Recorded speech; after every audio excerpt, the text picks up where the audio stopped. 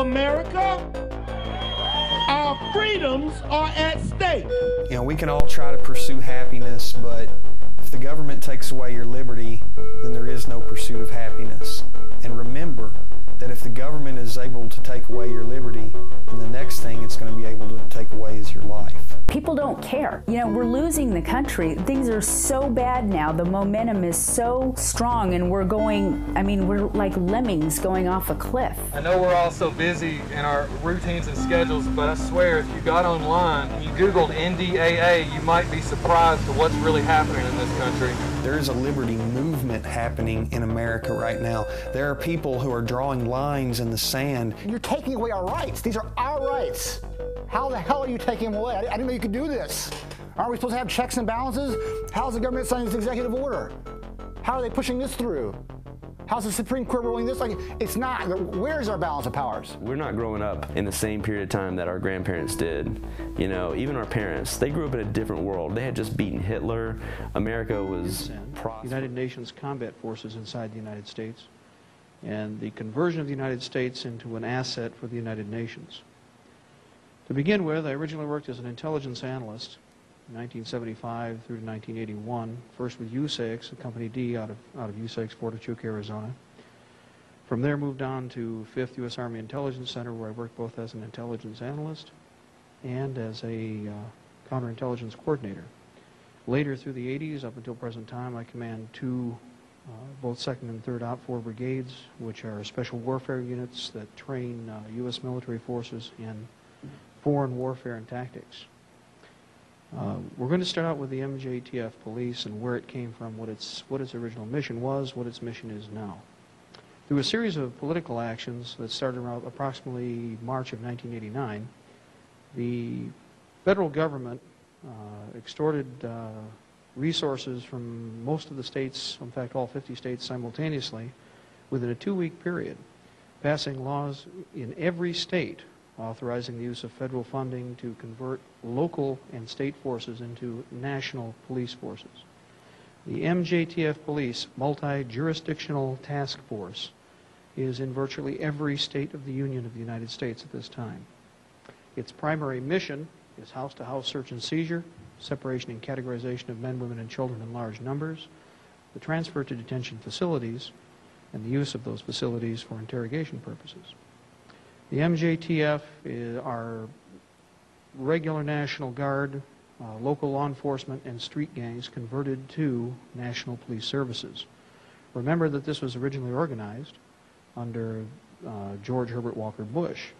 We all know, of course, now that President Clinton has proposed a national police force. This is simply another name, in fact an overt name, for the MJTF Police. Now, the motto for the MJTF Police is that they are the velvet glove on the iron fist. Anybody who's familiar with some of the speeches that have taken place, ex-President Reagan spoke in England here approximately 2 months ago and commented that the United Nations forces would be the velvet glove on the steel fist. This is a very popular phrase. It has been used extensively by these people that are within the New World Order operation. I don't know how you feel about this, but anytime I've been hit with an iron fist, I usually don't feel too good, and a velvet glove doesn't make much difference. It should be noted that most of the resources are being drawn from, again, federal fundings to our regional governments. The state of Michigan converted part of their forces over on February 11th of 1989 when Senator Carl Levin, the state adjutant generals of the state of Michigan, Ohio, and Indiana met in Lansing. And at 6:35 in the evening, an agreement was struck in which elements of the Michigan National Guard would be deployed in Indiana and Ohio in the event of, and in fact it was stated that when firearms are confiscated in the Midwest, that these forces would be deployed both in Indiana and in Ohio.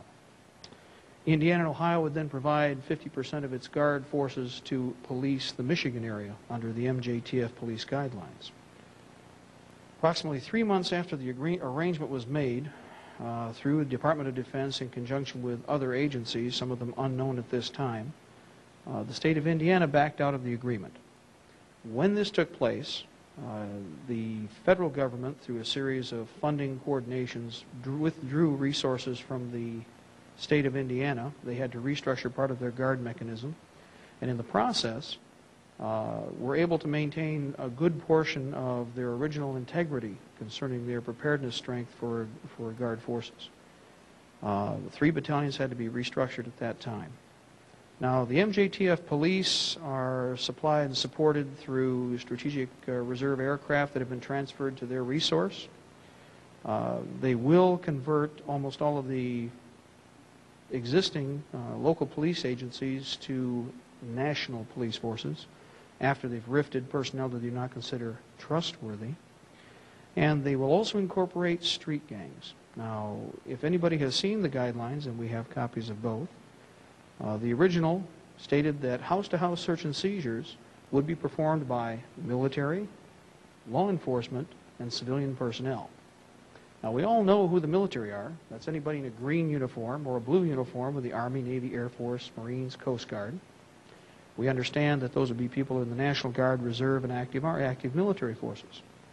We know who law enforcement is. These are the constables, the individuals that you have at your local level, all the way up to and including our secret police in the United States, such as the FBI, Central Intelligence Agency, and other agencies that might be at their disposal, Defense Intelligence Agency, etc.